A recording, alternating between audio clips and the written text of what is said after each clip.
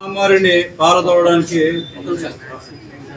ఆధ్వర్యంలో దాదాపు ఒక 15,000 మంది వరకు మహిళల వరకు సభ్యత్వం ఉన్న ఒక పెద్ద సంస్థ, అలాగే పోలీస్ కమిషనర్ గారు, అలాగే డ్రగ్స్ సంబంధించిన అధికారులు, న్యాయవాదులుగా కొంతమంది మేము అందరూ కూడా కలిసి దీని మీద సమిష్టిగా ఈ డ్రగ్స్ నిర్మూలన అనేది జరగాలనే ఉద్దేశంతో విశాఖ మరియా మ్యాక్స్ వారి ఆధ్వర్యంలో ఇలా సెయింట్ ఆన్స్ సొసైటీ వారి సహకారంతో ఈ డ్రగ్స్ మీద పోరాటం చేస్తున్నాం.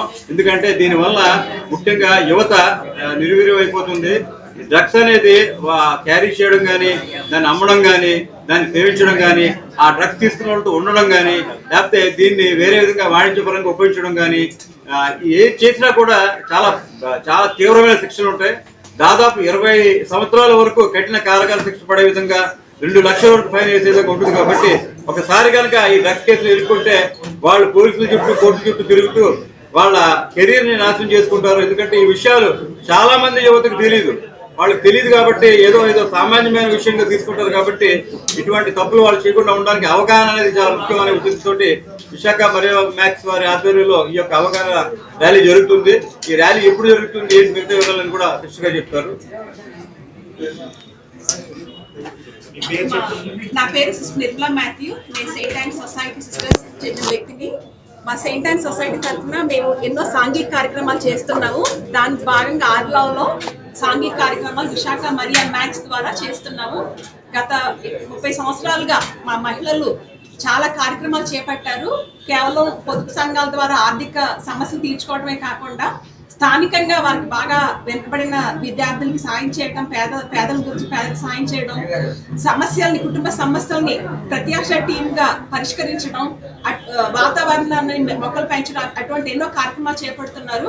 కేవలం ఆర్థిక వరకే కాకుండా మా మహిళలు సమాజం గురించి ఆలోచించి వాళ్ళకి ఏం చేయాలి అన్న నినాదంతో ఈ కొంతకాలం నుంచి గ్రూపుల్లోనూ చాలా మంది సభ్యులు, మా మెంబర్స్ అందరికి కూడా ముందు తీసుకొచ్చారు.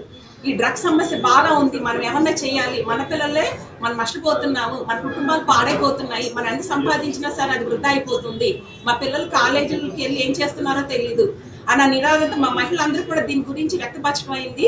మీ అందరం కూడా సమిష్టిగా ఆలోచించి దీన్ని ఒక అవగాహన తీసుకురావాలి, ఒక ర్యాలీ చేపడదాము, మన కర్తవ్యం మనం చేద్దాం, సమాజాన్ని మనం సైలెంట్ గా ఊరుకుంటే ఈ చెడు ఇంకా ఎక్కువ అవుతుంది అన్న ఉద్దేశంతో మేము రేపు అనగా 4th జనవరి 2ంటికి ఆర్లో కాలనీ లాస్ట్ బస్ స్టాప్ నుంచి దాదాపు 1000 పైన మహిళలు మరియు యువత కలిసి మేము ర్యాలీ ప్రారంభించి నినాదాలతో మేము తోటగరువు జెడ్పీ హై స్కూల్ ఆవరణలో పబ్లిక్ మీటింగ్ జరుగుతుంది. అందులో కమిషనర్ ఆఫ్ పోలీస్ ముఖ్య అతిథిగా అవేర్నెస్ కార్యక్రమం పవర్ పాయింట్ ప్రెసెంటేషన్ ద్వారా ఇస్తారు.